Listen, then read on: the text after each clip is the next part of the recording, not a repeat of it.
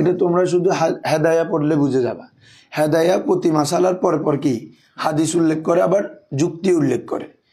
তো হাদিস ছাড়া যে, তো তার মানে যখন এগুলোর পিছনে হাদিস আছে এবং এই মাসালাটা আমাদের কাছে হাদিস অনুযায়ী আসছে, তার মানে ইমাম আজম হাদিস থেকেই মাসালা বের করেছেন। এটা তো এটাই বোঝা যায়। পরবর্তী এসে দেখতেছি আমরা হাদিসগুলো আবু দাউদে আছে, তিরমিজি আছে, নাসাইতে আছে, মুসলিমে আছে, বুখারিতে আছে। তো এগুলো যদি এখন এই অপবাদ যদি দেওয়া হয় ইমাম আজম কি জানতেন না, হাদিস জানতেন না, তাহলে ইমাম আজমের মাসালাগুলো যেগুলো বের করে গেছেন এগুলো হাদিসের সাথে মুয়াফিক হয় কিভাবে? যদি হাদিস না জানে, কি বলছে বুঝছো? হাদিস সাথে মুয়াফিক হওয়া মানে ইমাম আজম হাদিসগুলো জেনেই ওই হাদিস অনুযায়ী মাসালা কি করেছেন, বের করেছিলেন। ঠিক আছে, আলহামদুলিল্লাহ, কারণ চলে আসছে। দেখো, তো আমরা আজকে জানবো যে ইলমু তারিখ উসুলে ইলমিল হাদিস।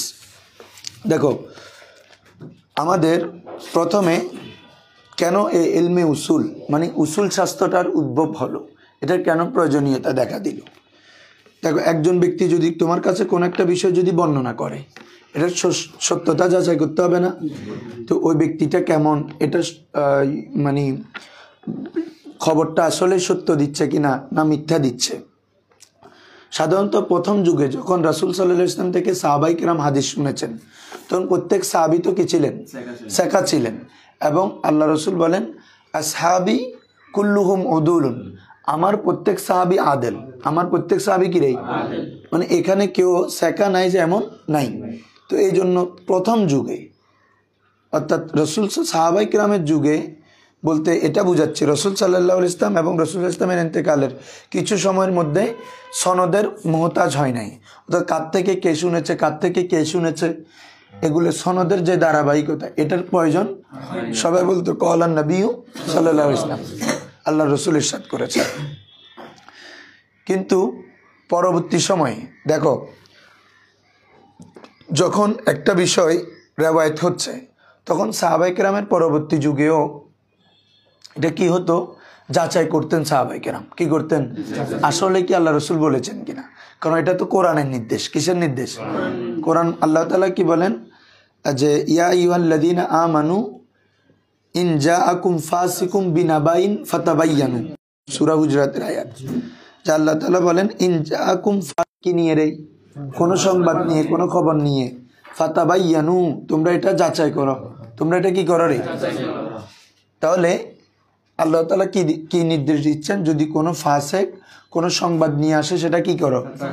এখন তুমি বলতে পারো হুজুর এই সাহাবায়ে কেরাম তাবে ওনারা কি ফাসেক ছিলেন? নাউজুবিল্লাহ, না। কিন্তু কোরআন থেকে একটা উসুল বের হচ্ছে যে কোনো একটা খবর আসলে এটা কি করতে হয়, যাচাই করার। এটা একটা উসুল না যে ফাসেক, যদি এখানে আল্লাহ ফাসেক বলেছেন, তো ফাসেক ছাড়াও কোনো একটা কোরআন হাদিসের এলম যখন কোনো একটা বিষয় কেউ বলবে, তখন এটা যাচাই করার একটা বিষয় উসুল এখান থেকে বের হলো না। তো এই জন্য সাহাবায়ে কেরাম কি করতেন, যাচাই করতেন। যেমন এটা একটা ঘটনা বলি, এটা বুখারী শরীফের মধ্যে এসেছে। হযরত ওমর রাদিয়াল্লাহু তাআলা আনহু যখন তিনি কি খলিফা, তো ওনার দরবারে গেছেন হযরত আবু মুসা আশআরী, বলো আবু মুসা আশআরী রাদিয়াল্লাহু তাআলা আনহু। তিনি গিয়ে 3 বার দরজা কি করেছেন, নক করেছেন। তো ভিতর থেকে খোলা হয়নি, এজন্য আবু মুসা আশআরী ফেরত আসলেন।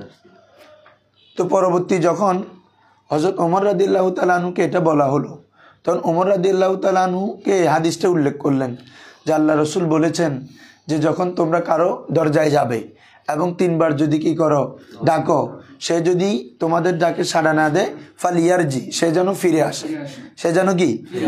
ওমর রাদিয়াল্লাহু তাআলা আনহু এই riwayat ওনার কানে আগে আসে নাই।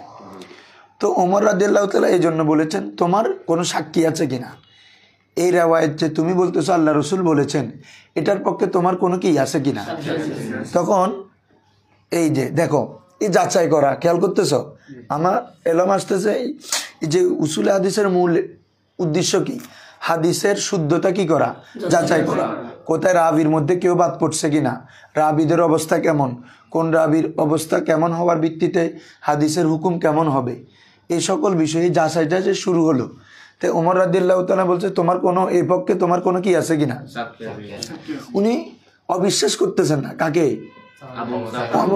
কিন্তু কিয়ামত পর্যন্ত বা ওই সময়ের যারা অনেকে হাদিসকে বানাতে চায় বা কোনো কিছু আল্লাহ রসুল বলে নাই কিন্তু নিজ থেকে বানিয়ে বলারও কি আছে, সম্ভাবনা আছে। ওমর রাদিয়াল্লাহু তাআলা আনহু এই সম্ভাবনাকে রদ করার জন্য এই ঘটনা করলেন। না হলে আবু মুসা আশআরী একজন জলিলুল কদর কিরে সাহাবী, ওনার উপর তো অবশ্যই ওনার কি আসিল, এতেকাদ বিশ্বাস ছিল। তারপরেও কেন বলছে তোমার কোনো সাক্ষী থাকলে পেশ করো। এটা বলছে ওদের জন্য যারা মন গড়া কোনো হাদিস যাতে কি ভবিষ্যতে কখনো না বলে, যে ওমর রাদিয়াল্লাহু তাআলা আনহু আবু মুসা আশআরীর মতো মানুষকে কি এই ব্যাপারে সাক্ষী খুঁজতেছেন, তাহলে আমি যদি বলি তাহলে আমার কি অবস্থা হবে, কি বলছি বুঝছো? এই জন্য এটা খেয়াল রাখবা। তাহলে এখন তখন উনি সাক্ষী পেশ করলেন হযরত উবাই ইবনে কাব। হযরত উনি বলছে হ্যাঁ ইয়া আমিরুল মুমিনিন, আমি রসুল থেকে হাদিস শুনেছি, আমরা ওই মজলিসে আল্লাহ রসুলের আবু মুসা আশআরীর সাথে ছিলাম। এবং অন্য রায়তে আছে আব্দুল্লাহ ইবনে মাসউদও সাক্ষী দিয়েছেন, কেউ সাক্ষী দিয়েছেন। তাহলে এখন সাক্ষী দেওয়ার ফলে কি হয়ে গেল, বিষয়টা আরো দৃঢ় হয়ে গেল না? এই যাচাই শুরু। এখন আসো এরপরে বিশেষ করে কখন এটা ব্যাপকভাবে সনদ, কে কার থেকে শুনেছে কে কার থেকে শুনেছে, এটা ব্যাপকভাবে কখন দেখা দিন। তোমরা জানো হযরত ওসমান রাদিয়াল্লাহু তাআলা আনহুকে যখন কি করা হয়েছে, শহীদ করা হয়েছে, এর পরবর্তী সময় ইসলামী জাহানের যে প্রথম ফিতনা এটা উদ্ভব হলো। কি বলছে বুঝছো? ওসমান রাদিয়াল্লাহু তাআলা আনহুর শাহাদাতকে কেন্দ্র করে সাহাবায়ে কেরামের মধ্যে কি হয়েছে, বিভক্তি হয়ে গেছেন। তারপরে যিনি খলিফায় আধিষ্ঠিত হয়েছে হযরত মাওলা আলী রাদিয়াল্লাহু তাআলা আনহু, হযরত মাওলা আলী রাদিয়াল্লাহু অধিষ্ঠিত হওয়ার সাথে সাথে হযরত ওসমান রাদিয়াল্লাহু তাআলা আনহুর শাহাদাতের বিচারের জন্য তাৎক্ষণিকভাবে কি হযরত আয়েশা বলো কি ওই জঙ্গে জামাল, জানো এগুলা কিছু, জঙ্গে জামাল উষ্টের যুদ্ধ বলে, হযরত আয়েশা রাদিয়াল্লাহু তাআলা আনহা, হযরত জুবাইর রাদিয়াল্লাহু তাআলা আনহা, হযরত তালহা রাদিয়াল্লাহু তাআলা আনহা, ওনারা আলী রাদিয়াল্লাহু তাআলা আনহুর বিপক্ষে বের হয়েছেন কি করার জন্য, যুদ্ধে অংশগ্রহণ যুদ্ধ করার জন্য। এবং তিনি কেন, ওই ওসমান রাদিয়াল্লাহু তাআলা আনহুর শাহাদাতের দ্রুত বিচারের জন্য। মাওলা আলী তো মাত্র খেলাফতে অধিষ্ঠিত হলেন, তিনি বলছেন আমি খেলাফতে অধিষ্ঠিত হয়েছি, অবশ্য বিচার করব। এর ফাঁকে দিয়ে দিকে আবার দামেস্কের গভর্নর ছিলেন কে, হযরত আমির মুয়াবিয়া রাদিয়াল্লাহু তাআলা আনহু। উনি কি করেছেন, উনার সেনাবাহিনী সৈন্যদেরকে নিয়ে মাওলা আলী রাদিয়াল্লাহু তাআলা আনহুর যুদ্ধ করার জন্য কি বের হয়েছেন, বিদ্রোহ বলবো না, যুদ্ধ করার জন্য বের হয়েছেন। এটা খুব সেনসিটিভ বিষয়। দেখো তো তখন থেকে উভয় পক্ষের যুদ্ধ হলো এবং পরবর্তীতে গিয়ে খারেজি ফিতনার, আমি লং ইতিহাস আছে এখানে, কি বলছি বুঝছো, এগুলো পড়লে অনেক বিষয়, এগুলো একটা সাবজেক্ট, খারেজি শিয়া ফিতনার উৎপত্তি। তো সেখান থেকে মাওলা আলী রাদিয়াল্লাহু তাআলা আনহু এবং হযরত মুয়াবিয়া রাদিয়াল্লাহু তাআলা আনহু এর মাঝে যে যুদ্ধটা হয়েছিল, এর যুদ্ধের চলতে চলতে পরবর্তী একটা চুক্তি হয়েছে। কি হয়েছে? চুক্তি হয়েছে দোনোজনের মাঝে। সেটা হচ্ছে হযরত মাওলা আলী রাদিয়াল্লাহু তাআলা আনহুর পক্ষ থেকে ছিলেন যে হযরত আবু মুসা আশআরী, কে প্রতিনিধি, আর হযরত আমির মুয়াবিয়া রাদিয়াল্লাহু তাআলা আনহুর পক্ষ থেকে প্রতিনিধি ছিল হযরত আমর ইবনুল আস, হযরত আমর ইবনুল আস। এটা যুদ্ধ চলতে চলতে কি করেছে জানো, হযরত মুয়াবিয়া রাদিয়াল্লাহু তাআলা আনহুর বাহিনীরা, অর্থাৎ এর মধ্যে কিসের মধ্যে, একটা নেজার মধ্যে বর্ষার উপরে কোরআন তুলে ধরেছে। কি তুলে ধরেছে? কোরআন তুলে ধরে এইদিকে ইশারা করছেন যে আমরা যুদ্ধ চাই না, আমরা শান্তি চাই। তো এখন এটা যখন তুলে ধরেছে, ওই মাওলা আলী রাদিয়াল্লাহু তাআলা দলের পক্ষে থেকে যারা কি করেছেন, যুদ্ধ করেছেন, তো ওরা বলতেছে ওরা তো এখন শান্তি চাচ্ছে, কি চাচ্ছে, আর যুদ্ধ চাচ্ছে না, তাহলে আমরা আর কি করব না, যুদ্ধ করব না। কেউ কেউ যুদ্ধ চালিয়ে যেতে যাচ্ছে, আর অনেকে কি যুদ্ধ বন্ধ করতে যাচ্ছে। পরবর্তীতে যুদ্ধ বন্ধ হয়েছে। এরপরে এই চুক্তির মধ্যে মাওলা আলীর প্রতিনিধি ছিলেন কে, আবু মুসা আশআরী, আর আমির মুয়াবিয়া রাদিয়াল্লাহু তাআলা আনহুর প্রতিনিধি ছিলেন আমর ইবনুল আমর ইবনুল আস বলছি, হ্যাঁ ঠিক আছে। তো মুয়াবিয়া রাদিয়াল্লাহু তাআলা আনহুর প্রতিনিধি ছিল কে, উনি ছিলেন খুব চালাক এবং কূটনীতিক, মানে বিতর্গত চাইল জানেন, ঠিক আছে, রাষ্ট্র পরিচালনার যেগুলো কি মেধা দক্ষতা ওগুলো ওনার বেশি ছিল। তো আবু মুসা আশআরী হচ্ছে বুজুর্গ ব্যক্তি ছিলেন। উনি বলছেন যে আপনি আপনি প্রথমে আপনার খলিফাকে খেলাফত থেকে কি, খেলাফতের থেকে আপনি কি করে ফেলুন, মানে বাদ দিয়ে দিন, ইস্তেফা দিন। তো হযরত আবু মুসা আশআরী কথা অনুযায়ী মাওলা আলীকে খেলাফত থেকে কী করেছেন, ইস্তেফা দিয়েছিলেন, বলেন না। আর এদিকে হযরত আমর ইবনুল আস রাদিয়াল্লাহু তাআলা আনহু উনি আমির মুআবিয়া রাদিয়াল্লাহু তাআলা আনহুর বলেছে যে আমি আমার খলিফাকে বহাল রাখলাম। ওনার থেকে আগে মাওলা আলীকে কি খেলাফত থেকে ইস্তেফা দিয়ে ফেলে উনি এদিকে চালাকি করে এই কথাটা বলে দিলেন যে আমি ওনার ফালা যখন আসলেন তো কি বলেছেন, আমি আমার খলিফাকে কি বহাল রাখলাম, ইস্তফা দিই নাই। তো এই তখন থেকে এখন শুরু হয়ে গেল দ্বন্দ্ব। কি বলছো বুঝছো? এই তখন থেকে মাওলা আলী রাদিয়াল্লাহু তাআলা আনহুর ওই যে ওখান থেকে যুদ্ধর নিয়ে এবং উনি আবু মুসা আশআরীকে কেন নিযুক্ত করলেন, ওনাকে কেন খলিফা থেকে করলো, এগুলো অনেকগুলো বিষয় নিয়ে মাওলা আলী রাদিয়াল্লাহু তাআলা আনহু থেকে 12,000 সৈন্য বাইরে হয়ে গেছে। কয় হাজার? 12,000। কি বলছি বুঝছো? এদেরকে বলে খারেজি, বুঝছো? হ্যাঁ, খারেজ মানে বাইরে হয়ে যান। এই মাওলা আলীর পক্ষ থেকে 12,000 সৈন্য কি হয়েছেন, বের হয়েছেন। ওখান থেকে পরবর্তী আব্দুল্লাহ ইবনে আব্বাস রাদিয়াল্লাহু তাআলা আনহু এবং মাওলা আলী রাদিয়াল্লাহু তাআলা ওদের সাথে আবার যুদ্ধ হয়েছে। যারা 12,000 বের হয়ে গেছে ওরা একটা জায়গায় অবস্থান করেছিল, নাহরাওয়ান। কি রে? এই জায়গায় অবস্থান করার পর ওদের সাথে যুদ্ধ হওয়ার পরে 8,000 আবার ফিরে আসছে। কয় হাজার? বাকি ছিল 4,000। কয় হাজার? এই 4,000 হচ্ছে মূল খারেজি হিসেবে কি ছিল, বাকি ছিল। তাহলে খারেজি ফিতনার উদ্ভব হয়ে গেল। এরপরে মাওলা আলী রাদিয়াল্লাহু তাআলা আনহুকে যারা অতিভক্তি করত, কি করতো রে?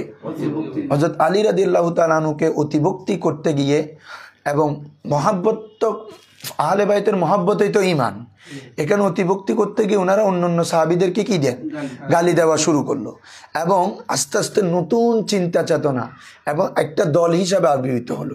কে? শিয়া ফেরকা। এটা কি রে? এখন 2 ফেরকা উদ্ভব হয়েছে কিনা?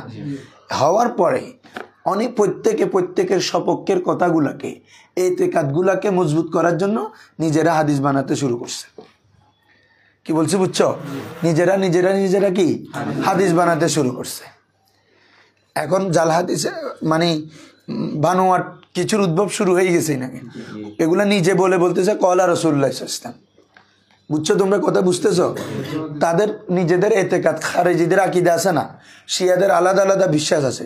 এখন এই সকল বিশ্বাসকে প্রতিষ্ঠিত করার জন্য অনেক ক্ষেত্রে তারা কি করছে, নিজেরা হাদিস বানাচ্ছে, আল্লাহ রসুল বলেছেন বলে অমুকে বলেছেন বলে। কি বলছি বুঝছো?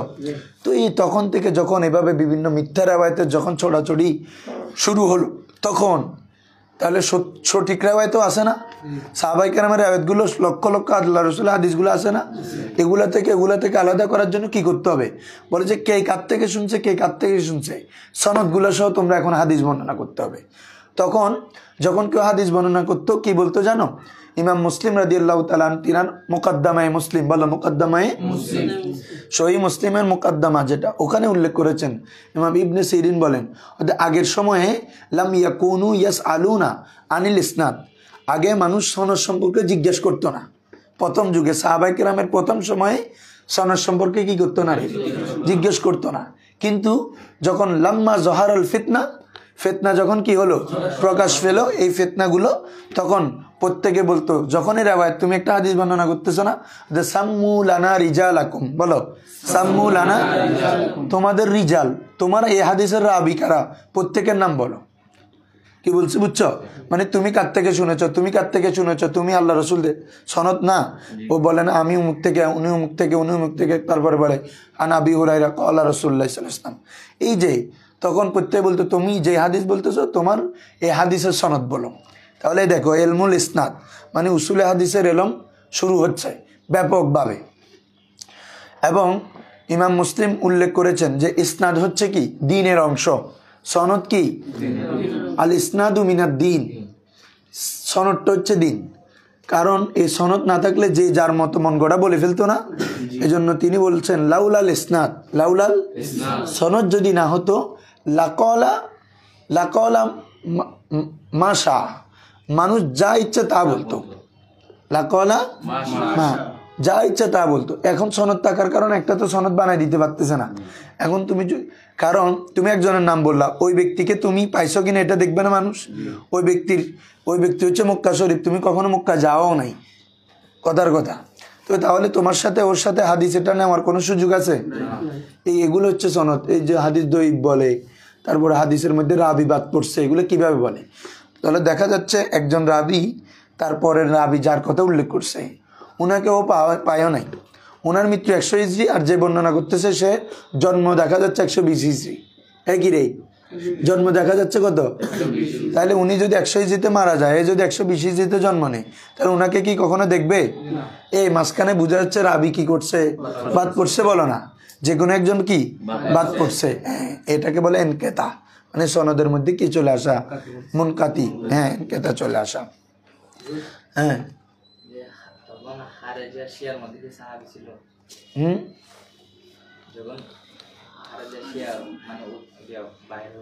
হ্যাঁ, তখন বাইরে ছিল, তখন এতেকাদ ছিল না, খারাপ আকীদা ছিল না, বুঝছো?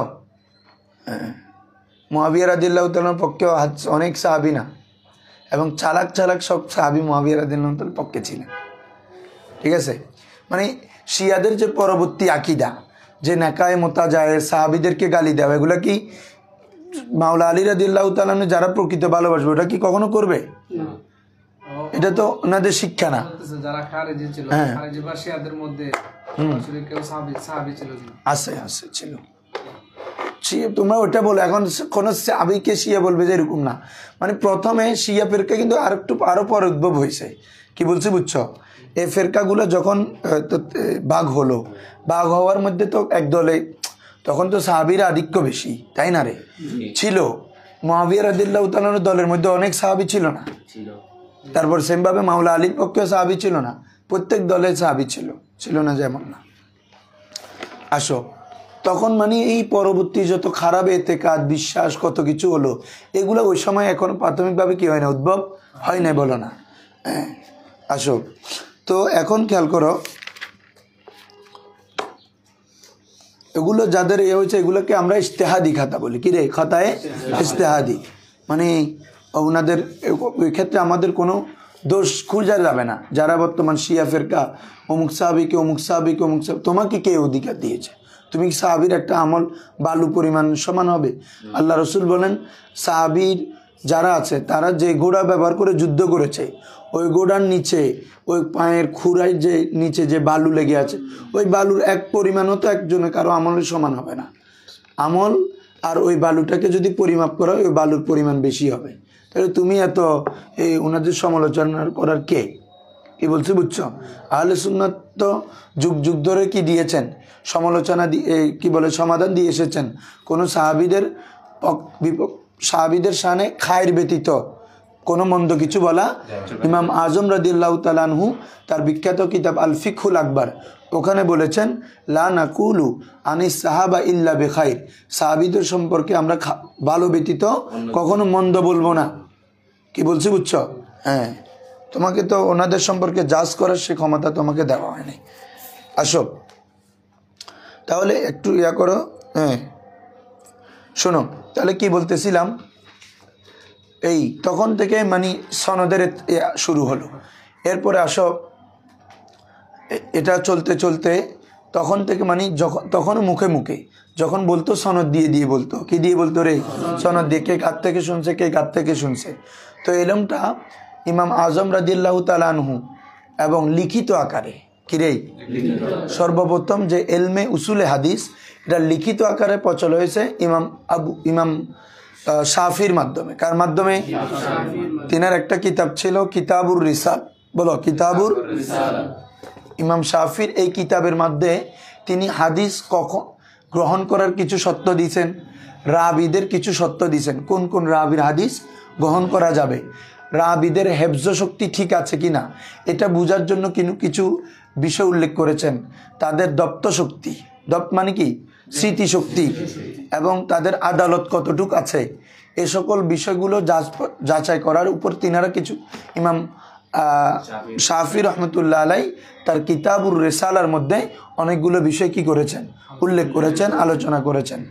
এর আগে ইমাম আজম আবু হানিফা, ওনারও হাদিসে মুরসাল কখন হবে, হাদিস সহি কখন হচ্ছে, মারফু কখন হচ্ছে, কি বলছি বুঝছো, হাদিসে এনকেতা কিভাবে আসবে, আবার কোন ধরনের এনকেতা হলে হাদিস গ্রহণ হবে, কোন ধরনের এনকেতা হলে হাদিস গ্রহণ হবে না, এগুলা নিয়ে ইমাম আজম এবং সাহেবাইন ওনারা কি করেছেন, মানে তৎকালীন চর্চা হয়েছে। কি বলছি বুঝছো? কিন্তু লিখিত আকারে প্রথম কোথায় হয়েছে? ইমাম শাফির কিতাবের নাম কি বলছিলাম? কিতাবুর রিসালা। এর পরবর্তীতে ইমাম মালিক, উনারা এই সময়ের মধ্যে যারা সবচেয়ে বড় বড় মুহাদ্দিস ছিলেন, হযরত হাম্মাদ বিন সুলাইমান, বলো ইমাম হাম্মাদ বিন সুলাইমান, ইমাম ইবনে শিহাব জুহরি, ইমাম ইসহাক ইবনে রাহওয়াই, ইসহাক বিন আলী ইবনে মাদানী, আলী ইবনে মাদানী, ইমাম ইবনে ইয়াহিয়া ইবনে মাইন, বলো ইমাম ইয়াহিয়া ইবনে মাইন। এরা ছিল বড় বড় কি মুহাদ্দিস, এবং এরা তখন ওই হাদিসের যে সনদ নিয়ে বিশ্লেষণ করতে, এগুলো মুখে মুখে ওনাদের প্রত্যেক রাবির অবস্থা জানা ছিল, কে কখন জন্মগ্রহণ করছে, কে কোথার অধিবাসী, কে কার থেকে কে হাদিস নিয়েছে। কি বলছে বুঝছো? সবগুলো ওনাদের একদম নখদর্পণে ছিল। কোনো হাদিস সম্পর্কে যদি জিজ্ঞেস করতো, ওনারা সাথে সাথে বলে দিতেন এ হাদিসেও মুকরাবি আছে, এ হাদিসেও মুকরাবি আছে, এর হাদিস কি গ্রহণযোগ্য নয়। কি বলছে বুঝছো? এরপরে তৃতীয় শতাব্দীতে, অর্থাৎ যারা কি আমাদের কালকে আমরা পড়ছি না কারা ছিল, সিয়াসিত্তার ইমামরা, উনারাও কি করেছেন, লিখিত আকারে এবং মৌখিকভাবে এই ইলমে উসুল হাদিস ব্যাপকভাবে প্রচলন করেছেন। ইমাম বুখারী কিতাবও লিখেছেন, আল জামিউস সগীর, আল জামিউল কবির, বলো আল জামিউস সগীর। এখানে তিনি রাবিদের ইতিহাস লিখেছেন, কোন রাবির জন্ম কখন, কোথায় জন্মগ্রহণ করেছে, কোথায় কোথায় তিনি সফর করেছেন। কি বলছো বুঝছো? কি কি হাদিস বর্ণনা করেছেন, এভাবে বিভিন্ন ইতিহাস সম্বলিত। এই যে এখন আমরা পরবর্তী সময় এসে বিভিন্ন কিতাবগুলা পাই, মিজানুল ইতিদাল, কি বলছো বুঝছো, সিয়ারু আলামিন নুবালা, এভাবে বিভিন্ন, এগুলাকে বলে আসমাউর রিজালের কিতাব। কিসের কিতাব? এগুলার বৈশিষ্ট্য হচ্ছে কোন রাবি কেমন ছিল, তারা কি দৈব ছিল, তারা শেখা শক্তি কেমন ছিল, তারা কোথায় কোথায় হাদিস বর্ণনা করেছেন, কোথায় কোথায় সফর করেছেন, জন্ম কখন, মৃত্যু কখন, তাদের উস্তাদ কারা, এই সব বর্ণনা আছে কিতাবগুলাতে। বুঝছো? আমরা বলি না ওই রাইব দৈব, এ কোথা থেকে বলতেছে, এমনি এমনি ওই কিতাবগুলো থেকে দেখে। তো এগুলো প্রথম যুগে ইমাম বুখারী লিখেছেন আল জামিউস সগীর, আল জামিউল কবির, সরি আর তারিকুল কবির আর তারিকুল সগীর। হ্যাঁ, এভাবে উনারা, এবং ইমাম বুখারী কালকে বলছিলাম এই হাদিস গ্রহণ করার জন্য অনেকগুলো সত্য দিয়েছেন না, অনেকগুলো সত্য দিয়েছেন। ইমাম মুসলিম তো সত্য দিয়েছেন যে যে যার থেকে হাদিস বর্ণনা করছে ওনার সাথে ওর দেখা হইতে হবে। কি হইতে হবে? শুধু দেখা হইলে হবে না, ওর সোহবতে থাকতে হবে অনেক সময়। তুমি তোমার যে শাইখ, আমি তো বর্ণনা করতেছি হাদিস, তো আমি যার থেকে বর্ণনা করতেছি উনি হচ্ছে কি আমার হাদিসের ক্ষেত্রে আমার উস্তাদ শাইখ, অথচ ওই শাইখের সাথে দেখা হইতে হবে, শুধু দেখা হইলে হবে না, সোহবতেও থাকতে হবে। কিন্তু ইমাম বুখারী বলছে না, সোহবতে কি বলে যে কি সোহবতে থাকা এটা লাজেম না, এক সমযুগী হলে হবে, মানে একই যুগের মানুষ হলে হবে, বলো না একই যুগের মানে বুঝো নাই, উনি 100 থেকে 150 হিজরি, উনি 100 থেকে 150 হিজরি, সমকালীন।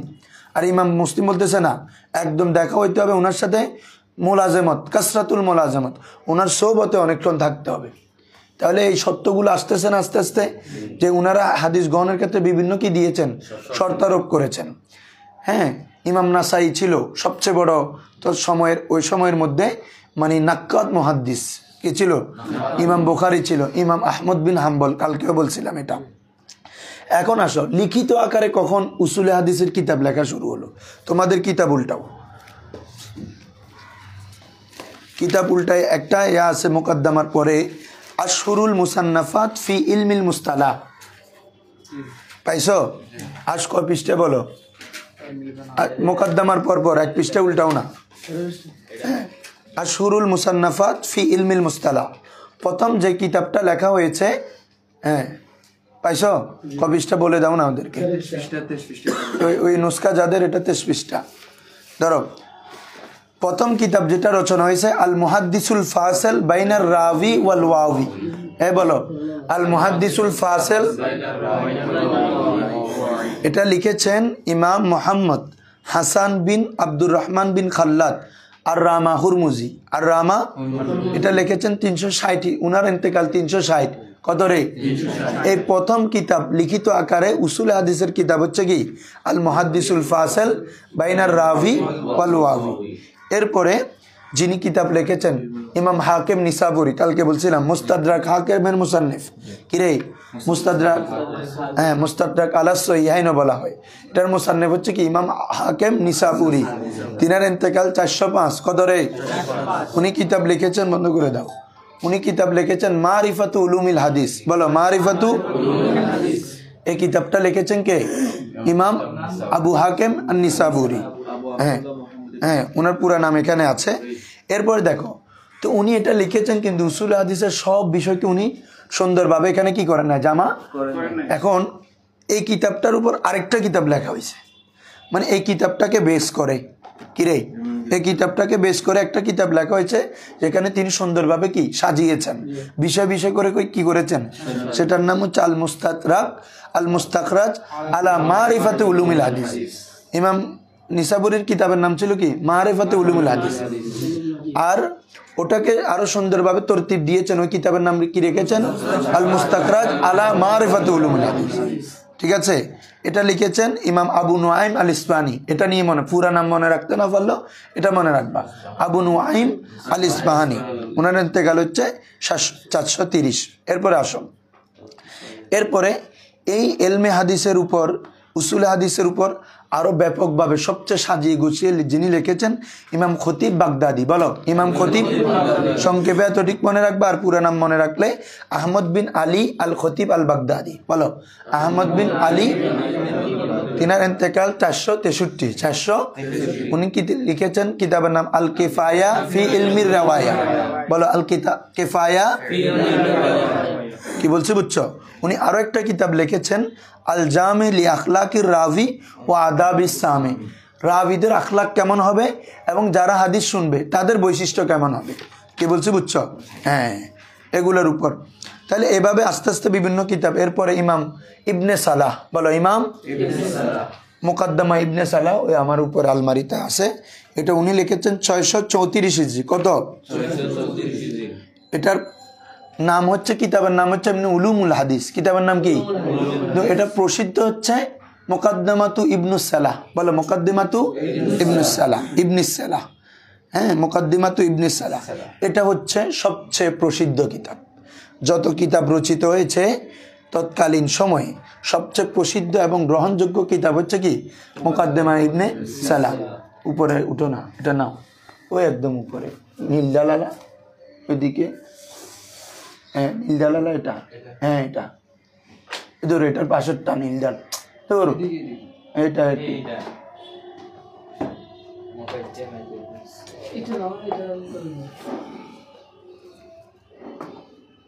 একটু ইয়া করে নাও, শোয়াই নাও। এইটা হচ্ছে প্রথম কি, এটা ইমাম ইবনে সালাহ এ মুকদ্দিমাতু ইবনে সালাহ ফি উলুমিল হাদিস। ঠিক আছে, এই তো এটা হচ্ছে প্রথম সময়ে যেটা সবচেয়ে প্রসিদ্ধ এবং সুন্দরভাবে সাজানো গোছানো কিতাব। এইটা হচ্ছে ইমাম। এর আগে ওনার তো লিখেছেন, পরবর্তী সময়ে যত উসুলে হাদিসের কিতাব রচনা হয়েছে এগুলোর সবগুলোর মূল ইয়া হচ্ছে এটা। পরবর্তীতে যত কিরে উসুলে হাদিসের কিতাব রচনা হয়েছে সবগুলোর মূল ইয়াকে এই মুকদ্দমাতু ইবনুস সালাহ। এরপরে ইমাম ইবনে হাজার আসকালানি, উনার লিখিত কিতাব নুকবাতুল ফিকির। কিরে নুকবাতুল ফিকির সবচেয়ে প্রসিদ্ধ, এবং এটাও পরবর্তী, এটার পরে সবচেয়ে প্রসিদ্ধ গ্রন্থ কি নুকবাতুল ফিকির। এটা উনি লেখে, উনি এটা নিজেই সরা করেছেন। প্রথমে একদম খুব সংক্ষেপে লিখেছেন, এটা উনি নিজেই সরা করেছেন। ইমাম ইবনে হাজার আসকালানি বুখারী শরীফের ব্যাখ্যাকার, ফথুল বারির মুসান্নিফ। কেরে ফথুল বারি আছে না, এটার লেখক হচ্ছে ইমাম ইবনে হাজার আসকালানি। 852 হিজরিতে ইন্তেকাল। কত? উনার আরেকটা, উনি নিজে সরা করেছেন, ওটার নাম দিয়েছে নুজহাতুন নজর। কিরে এমনি মূল কিতাবের নাম কি বলছি? নুকবাতুল ফিকির। আবার ওটার সরা নিজে করেছেন, এটা কি নুজহাতুন নজর। এটার সরা হয়েছে কমপক্ষে 100টির উপর। তার মধ্যে একটি হচ্ছে ইমাম মোল্লা আলী কারি, যিনি মেরকাত লিখেছেন, সেটা হচ্ছে এটা, এই নুকবাতুল ফিকির। কি বলছি বুঝছো?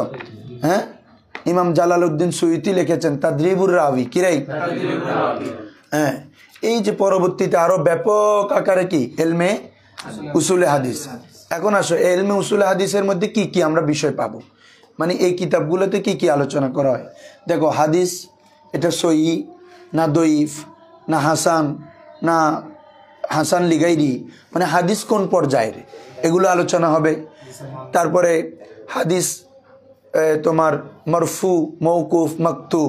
হাদিস কখন মরফু হবে, কখন মৌকুফ হবে, কখন মুক্তু হবে, ঠিক আছে, কখন হাদিসটা দইফের পর্যায়ে যাবে, আবার কখন হাদিসের মধ্যে যে সনদের মধ্যে যদি রাবি বাদ পড়ে, কয়েক ধরনের বাদ পড়তে পারে, তো বা কোন ধরনের বাদ পড়লে কোন পর্যায়ে যাবে, আবার কোন পর্যায়ে গেলে হাদিস গ্রহণ করব, কোন পর্যায়ে গেলে হাদিস গ্রহণ করতে পারবে না। যেমন হাদিসে মুদাল্লাস, নাম শুনছ? হাদিসে মুরসাল, হাদিসে মুনকাতি, হাদিসে মুদাল, হাদিসে মুদাল, এভাবে অনেক পরিভাষা আছে। হ্যাঁ, এগুলো কোন পর্যায়ে গেলে হাদিস গ্রহণ করবে, কোন পর্যায়ে গেলে গ্রহণ করবে না, এবং রাবির মধ্যে কি কি শর্ত থাকতে হবে, কি বলছি বুঝছো?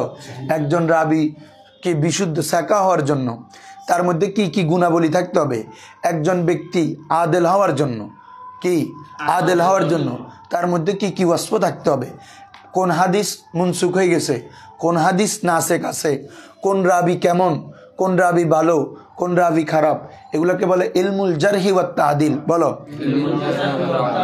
হ্যাঁ, মানে এটা একটা অংশ আর কি উসুলে হাদিসের। এই কোন রাবির অবস্থা কেমন, এগুলো সবগুলো নিয়ে আলোচনা করবে এই উসুলে হাদিসটা। কি বলছো বুঝছো? তো আমরা ইনশাল্লাহ আগামী ক্লাস থেকে তো বিস্তারিত মূল কিতাবে ঢুকে যাব। তো আমাদের এই কিতাবটা লিখেছেন আল্লামা দাক্তুর মাহমুদ তহান, ঠিক আছে? তিনি কুয়েত ইউনিভার্সিটির হাদিস কুল্লিয়াতুশ শরইয়া ওয়াদ দিরাসাতুল ইসলামিয়ার প্রধান ছিলেন। ইনি মারা গেছেন, বেশি দেরি হয় নাই। কি বলছি বুঝছো? তো 2022 সালে মারা গেছেন। হ্যাঁ, আমার ফেসবুকে পোস্টও আছে। তো এটা হচ্ছে সমকালীন গ্রন্থের মধ্যে সবচেয়ে সুন্দর গ্রন্থ। তুমি বলতে হুজুর আগের কিতাবগুলো পড়ালে সমস্যা কি? এক লাফে ওখানে গেলে বুঝবা না, ওগুলো হচ্ছে কঠিন। উনি কি করেছেন, পুরা মোটামুটি উসুলে হাদিসের যত বিষয় আছে সবগুলো বিষয় নিয়ে প্রায় এখানে কি করেছেন, তুলে ধরেছেন। একদম মোটামুটি কোনো কিতাবে বেশি আছে, কিন্তু উনি এখানে সবগুলো বিষয় সম্পর্কে একটা কি দিয়েছেন, আমাদেরকে ধারণা দিয়েছেন। মানে তুমি মোটামুটি উসুলে হাদিসের সবগুলো বিষয় সম্পর্কে একটা কি থাকবে, ধারণা থাকবে, ভালো, শুধু সাধারণ ধারণা না। এবং এটা পড়লে এটার উপরে মুকাদ্দামাত ইবনুস সালাহ, এরপরে ইমাম ইবনে হাজার আসকালানী কিতাবের নাম কি বলছি, নুকবাতুল ফিকির, এভাবে ইমাম জালালউদ্দিন সুয়ুতী তাদরিবুর রাবি, এ সকল গুলাকে মানে জমা করে এটা লিখেছেন। অনেক সুন্দর। ইনশাল্লাহ আল্লাহ আমাদেরকে শেষ করার তৌফিক দেয়। ইনশাল্লাহ আমরা এটা